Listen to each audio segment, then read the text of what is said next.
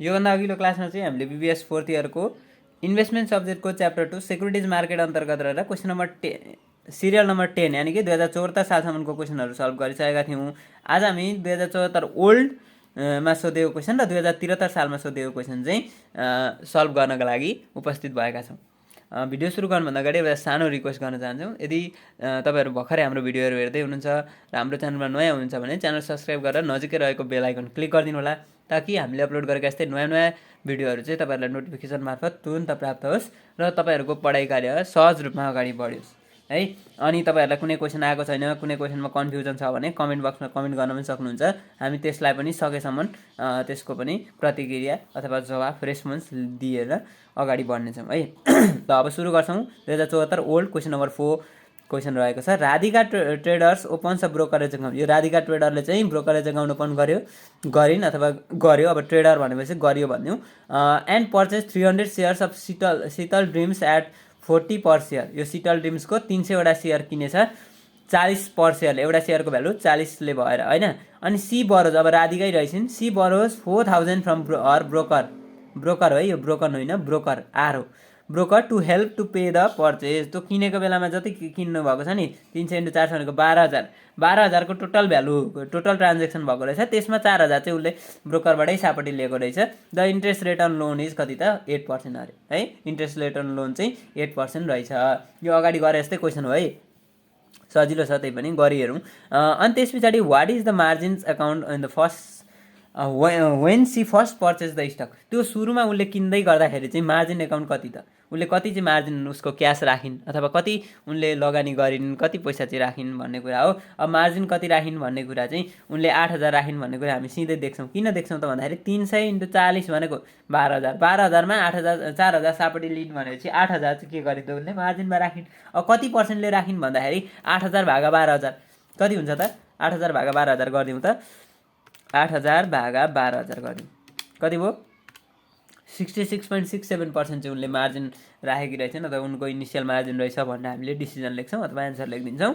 अब बी नम्बरमा भन्छ इफ सेयर प्राइस फल टु बी ₹2.30 पर सेयर। अब सेयर प्राइस चाहिँ कति भयो त 30 पर सेयर भयो अरे, 40 थियो 30 भयो, यो P1 हो है, P1 हो। At the end of the year, वर्षको अन्तिममा चाहिँ 30 भयो। What will the remaining margin in our account. उनको मार्जिन अकाउन्टमा चाहिँ कति पैसा बाँकी रहन्छ अथवा मार्जिन अकाउन्ट चाहिँ कति हुन्छ भने चाहिँ रिमेनिङ भनिसकेपछि अब बाँकी रहेको भन्ने कुरा जनाउँछ क्या। त्यसले पनि एक्चुअल मार्जिनकै कुरा गर्छ, एक्चुअल मार्जिन कति हो भन्न खोजेको। अनि if maintenance margin requirement is 30% will she receive a margin call भन्दैछ। यदि मेन्टेनेन्स मार्जिन चाहिँ 30% हो भने उनले मार्जिन कल रिसिभ गर्छन् त भनेर क्वेसनले सोध्यो। र सी नम्बरमा भन्दा what is the rate of return on our investment. उनको इन्भेस्टमेन्टको रेट अफ रिटर्न चाहिँ कति भनेर क्वेसनले सोधेको छ। ल यो क्वेसन पनि सजिलो छ, यो पनि गरेर हेरौँ।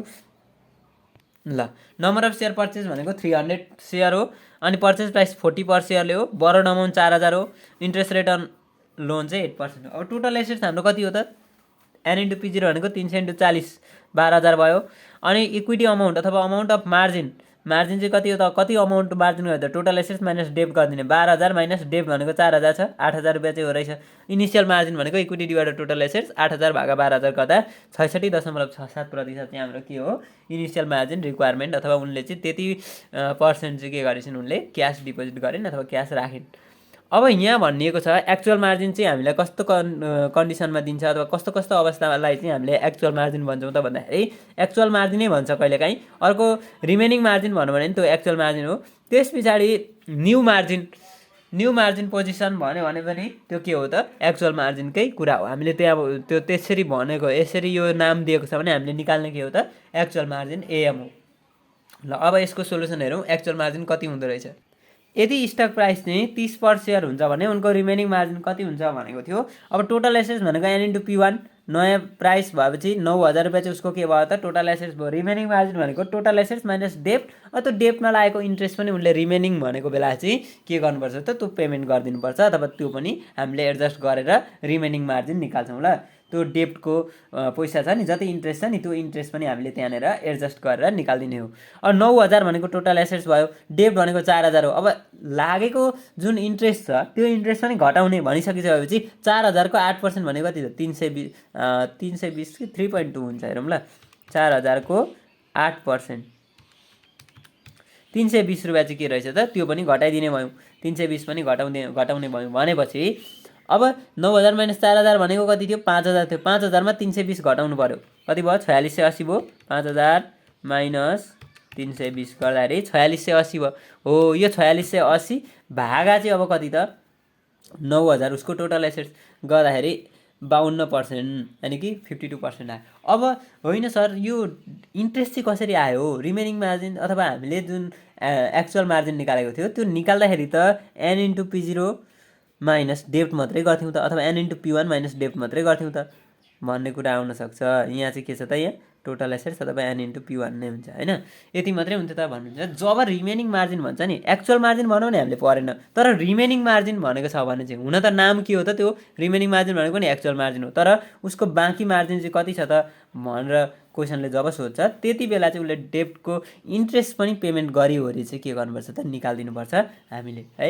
यति ख्याल गर्नु होला त्यति भएपछि पुगिहाल्छ अब क्वेसनले फेरि भन्दै थियो त्यही क्वेसनमा जोडेर कि बी नम्बरमै if maintenance margin requirement is 30% will she receive a margin call भन्दै थियो यदि मेन्टेनेन्स मार्जिन 30% हो भने उसले मार्जिन कल रिसिभ गर्ने कि नगर्ने अब हाम्रो एक्चुअल मार्जिन कति छ त 52% छ 52% छ भनेपछि एक्चुअल मार्जिन हायर भएपछि त्यहाँ मार्जिन कल रिसिभ हुँदैन किनभने उसले मागेको 30% मात्रै हामीले दिएको उसलाई कति छ त मार्जिनमा राखेको चाहिँ 52% छ भनेपछि त्यहाँ मार्जिन कल रिसिभ हुँदैन if maintenance margin 30% the investor will not receive a margin call because actual margin is greater than maintenance margin यति भनेपछि हाम्रो यो पनि सकिहाल्यो अब रेट अफ रिटर्न निकाल भन्दै थियो क्या उनको इन्भेस्टमेन्टको रेट अफ रिटर्न चाहिँ कति भनेर भन्दै थियो अब त्यो रेट अफ रिटर्न निकाल्नको लागि चाहिँ p1 minus p0 plus d1 minus i अनि divide by p0 into I'm अब यो मार्जिनको कुरा भएको कारणले p0 इन्टु आइएम आयो अब 30मा अब यो भनेको के हो त यो पर सेयरवाला हो नि त यो सबै पर सेयरवाला भएपछि मैले के भनेको थिएँ जति हाम्रो अमाउन्ट अफ बरोइङ अथवा अमाउन्ट अफ डेब्ट छ त्यसलाई पनि हामीले टोटल नम्बर अफ सेयरले चाहिँ भाग गर्ने त्यति गरेपछि मात्रै हाम्रो पर सेयरको के आउँछ त भ्यालु आउँछ भनेको थिएँ सेम त्यही छ है विचार गरौँ पर सेयर छ अथवा म होइन यो पर सेयर गर्दिनँ यो 4000 नै राख्छु भन्नुहुन्छ भने तपाईँले के गर्नु पर्यो त 30 इन्टु होइन यो 30 भनेको त के हो त पर सेयर हो 30 इन्टु कति गर्नु पर्यो त तपाईँले जम्मा पर नम्बर अफ सेयर चाहिँ कति त 300 अनि त्यस पछाडि माइनस 40 इन्टु 300 गर्नु पर्यो क्या 40 इन्टु 300 प्लस अब डिभिडेन्ड हाम्रो छैन 0 अनि माइनस आई भनेको चाहिँ 4000 इन्टु 0.08 गरिदिनु पर्यो अनि भागामा के गर्नु पर्यो त फेरि 30 अब p1 होइन त p0 हो 40 इन्टु 300 इन्टु आइएम भनेको 0.6667 यति गर्नु पर्यो अब यो क्यालकुलेसन गरेर हेरौँ 30 इन्टु 300 भनेको 9000 होइन माइनस अनि 40 इन्टु 300 भनेको कति त 40 इन्टु 300 भनेको 4 त्यहाँ 12000 होइन त्यस पछाडि यो प्लस 0 छ फेरि माइनस कति हुने भयो त 4000 इन्टु 0.08 गर्दाखेरि अघि हामीले निकालेको थियो नि 320 हो 3320 भयो यहाँ माइनस 3320 डिभाइड बाई चाहिँ अब कति हुन्छ भन्दाखेरि 12000 इन्टु 12000 इन्टु 0.66667 गर्दाखेरि कति आउँदो रहेछ हाम्रो 8000 आउँदो रहेछ हो 3320 डिभाइड बाई 8000 गरिदिने 3320 डिभाइड बाई 8000 माइनसमा आउँछ है हाम्रो यो कति आयो त 41.5 आयो हो 41.5 चाहिँ 41.5 चाहिँ माइनसमा आयो यति पर्सेन्ट रहेछ भन्दा पनि भयो अथवा यहाँ पर सेयरवाला निकाल्यौँ भने चाहिँ 30 माइनस 40 अनि प्लस 0 भइहाल्यो डिभिडेन्ड पर सेयर अनि यो 4000 लाई चाहिँ भागा 300 भनेको नम्बर अफ सेयर टोटलले भाग गरिदिने इन्टु 0.08 गरिदिने तलपट्टि कति भयो त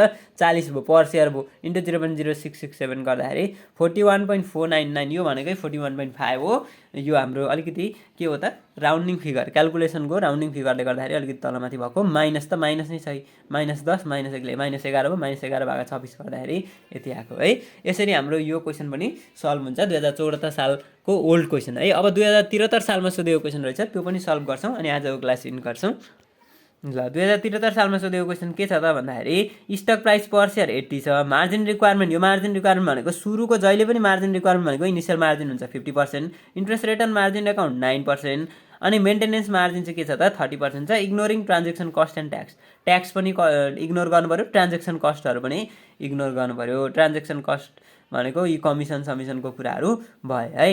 अनि त्यस पछाडि ए नम्बरमा भन्दैछ assume that investor takes a long position without using margin. अब इन्भेस्टरले चाहिँ के गर्छ, लङ पोजिसन भनेको पर्चेजको कन्डिसन रहेछ भन्ने कुरा हो क्या। लङ पोजिसन भनेको पर्चेजको कुरा रहेछ, विदाउट युजिङ मार्जिन भन्दैछ, मार्जिन युज नगरिकन। Calculate the rate of return if stock sold for rupees कति त 90 पर सेयर आफ्टर 1 इयर। 1 वर्ष पछाडि त्यो जुन 80मा किनेको सेयर थियो 90मा बेच्यो भने रेट अफ रिटर्न कति हुन्छ, मार्जिन युज नगरिकन विदाउट युजिङ मार्जिन भनेपछि के हुने भयो त त्यहाँ भन्दाखेरि P1 minus P0 plus D1। अब डिभिडेन्ड छैन अनि अब इन्ट्रेस्टको त पुरै आउँदैन किनभने मार्जिन युज गरेकै छैन, उसले डेप्ट लिएकै छैन। अनि डिभाइड बाई के हुन्छ त P0 हुन्छ, एन्सर आइहाल्छ। ल अहिले हामी त्यो डिटेलली हेर्छौँ पनि गर्छौँ पनि। बी नम्बर भन्छ assume that investor takes a long position using margin, margin use गरेर भन्दैछ। Calculate the stock price that will trigger a margin call भन्यो। Stock price that will trigger a margin call, margin call निकाल्नको लागि निकाल्ने price भनेको margin call प्राप्त गर्ने छ कि छैन भनेर कन्डिसनको थाहा पाउनको लागि निकाल्ने प्राइस भनेको ट्रिगर प्राइस हो। यहाँबाट हामीले के गर्नु पऱ्यो, ट्रिगर प्राइस निकाल्नु पऱ्यो। लङ पोजिसन भने है, लङ पोजिसनमा ट्रिगर प्राइस भनेको 1 minus IM divide by 1 minus MM into purchase price. 2 नम्बरमा भन्दैछ calculate the rate of return of the stock if it sold 90 per share after 1 year. यदि त्यो 1 वर्ष पछाडि 90मा बेच्छ भने रेट अफ रिटर्न निकाल्नुपर्ने छ। तर के हो त यो इन्भेस्टर टेक्स चाहिँ long position using margin, margin use गरेको बेलामा भनेर हामीले सोधेको। सुरुमा मार्जिन युज नगरेको बेलामा सोध्यो, सेकेन्डमा आएर ट्रिगर प्राइस सोध्यो र मार्जिन युज गर्दाखेरिको कन्डिसनमा चाहिँ हाम्रो रेट अफ रिटर्न कति हुन्छ भन्यो। अनि सी नम्बरमा भन्दैछ हामीलाई फाइनल क्वेसन चाहिँ explain why rate of return using margin different from rate of return using without margin. यदि मार्जिनमा चाहिँ किन चाहिँ यस्तो हुन्छ, मार्जिनमा जुन रेट अफ रिटर्न निकालेको छौँ त्यो चाहिँ किन फरक पर्यो विदाउट मार्जिनमा निकालेको रेट अफ रिटर्न भन्दा भनेर भन्दैछ। त्यो भनेको हामीले डिसिजन लेख्ने भनेको एउटा वर्ड छ, due to the leverage benefit. हामीले लिभरेज बेनिफिट चाहिँ कहाँ प्राप्त गर्छौँ त भन्दाखेरि मार्जिन, जुन मार्जिनको कन्डिसन हुन्छ त्यो मार्जिनको कन्डिसनमा चाहिँ प्राप्त गर्छौँ। किन भन्दाखेरि हामीले त्यहाँनिर होल क्यास तिरेको हुँदैन क्या, जति पर्ने क्यास हो त्यसको सर्टेन पर्सेन्ट 50%, 60%, 70%सम्म मात्रै क्यास तिरेको हुन्छौँ, अरू भनेको हामीले डेप्टमा लिएको हुन्छौँ। जब त्यहाँनिर लिभरेज बेनिफिट हुन्छ त्यति भइसक्दा हाम्रो के हुन्छ त रेट अफ रिटर्न फरक परेर जान्छ। अब त्यो हामी सोल्युसन गरेर हेरौँ ल। 2073 सालमा सोधेको क्वेसन छ, स्टक प्राइस 80 छ, इनिसियल मार्जिन 0.5 यानि कि 50% हो, 50% छ। अनि इन्ट्रेस्ट रेट 9% छ, मेन्टेनेन्स मार्जिन MM चाहिँ 30% छ, 0.3। अब rate of return without using margin, margin use नगरिकनको रेट अफ रिटर्न, जबकि हाम्रो सेलिङ प्राइस चाहिँ कति छ त 90 रुपिस छ भनेपछि P1 भनेको 90 भयो, 90 माइनस 80 प्लस D1 डिभिडेन्ड पनि छैन, डिभाइड बाई P0 गरिदिने, 90 माइनस 80 भनेको 10 भयो, 10 डिभाइड बाई 80 गर्दाखेरि 0.125 यानि कि 12.5% चाहिँ हाम्रो रेट अफ रिटर्न आउँदो रहेछ मार्जिन युज नगर्दाको केसमा। अब बी नम्बरमा भनेको थियो calculation of trigger price, trigger price निकाल भन्दै थियो क्या। Calculation the price that will trigger a margin call भनेको थियो। अब मार्जिन कल प्राप्त गर्नको लागि जुन हामीले निकाल्ने प्राइस हो, मार्जिन कल प्राप्त गर्ने कि नगर्ने भन्ने कन्डिसन निकाल्नको लागि अथवा कन्डिसन पत्ता लगाउनको लागि निकाल्ने प्राइस भनेको चाहिँ ट्रिगर प्राइस हो। ट्रिगर प्राइस निकाल्ने फर्मुला भनेको यो लङ पोजिसन हो है, लङ पोजिसन, यो पर्चेजको केस हो नि त। अब सर्ट पोजिसनको कन्डिसन फरक हुन्छ, फेरि यहाँ प्लस प्लस हुन्छ, यहाँ P0 भनेको सेल्स हुन्छ, त्यस कारणले गर्दा लङ पोजिसनमा यो फरक भयो भनेर लङ पोजिसनमा लेखिदिने। 1 minus IM divide by 1 minus MM into P0 गरिदिने, गर्दाखेरि हाम्रो कति आयो 57.14 आयो। अब डिसिजन लेख्नुपर्ने छ भने, डिसिजन लेख्नुपर्ने छ भने हामी कसरी लेख्छौँ, ट्रिगर प्राइस चाहिँ एक्चुअल मार्केट प्राइस भन्दा ठुलो भइदियो भने के हुन्छ, मार्जिन कल प्राप्त हुन्छ हैन। एक्चुअल मार्केट प्राइस भन्दा ट्रिगर प्राइस ठुलो भने मार्जिन कल प्राप्त हुन्छ, ट्रिगर प्राइस सानो भयो एक्चुअल मार्केट प्राइस चाहिँ ठुलो भयो भने नो मार्जिन कल हुन्छ। If current market price of stock falls below the trigger price, यदि current market price of stock चाहिँ यो ट्रिगर प्राइस भन्दा थोरै हुन्छ अथवा तल झर्छ नि, त्यतिखेर इन्भेस्टरले मार्जिन कल रिसिभ गर्छ हो।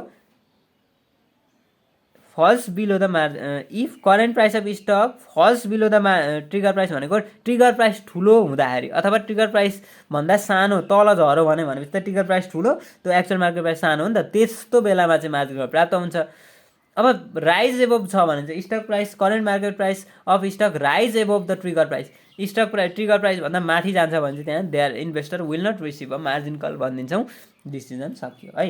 अब रेट अफ रिटर्न सोधेको थियो 2 नम्बरमा चाहिँ, त्यो margin use गर्दाखेरिको rate of return भनेको थियो क्या। Rate of return margin use गर्दाखेरि चाहिँ कसरी निकाल्छौँ भने P1 minus P0 plus D1, D1 त छैन तर यहाँनिर इन्ट्रेस्ट एडजस्ट हुन्छ, तलपट्टि P0 इन्टु IM हुन्छ।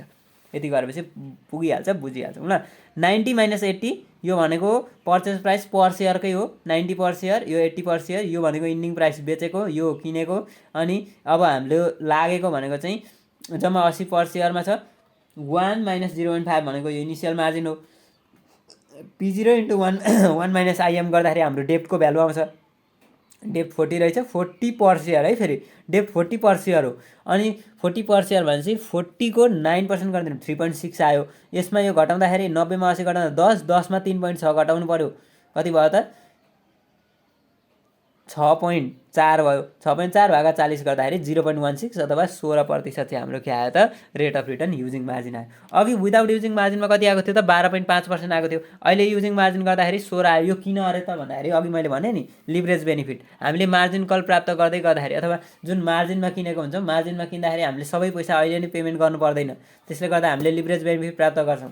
अहिले हामीले त्यो पैसाले अरू नै केही गर्न सक्यौँ। त्यस कारणले गर्दा रेट अफ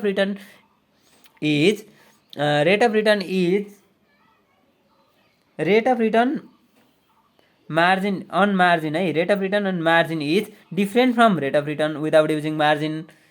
फरक पर्यो। किन फरक पर्यो भन्दा due to the leverage benefit in margin account. Margin एकाउन्टमा चाहिँ लिभरेज बेनिफिट प्राप्त हुने कारणले गर्दाखेरि rate of return on margin is different, फरक पर्यो क्या। यहाँ 16 आयो, उतापट्टि 12.5 आयो। किन त भन्दाखेरि हामीले सबै पैसा चाहिँ एकैचोटि भुक्तानी गर्नु परेन।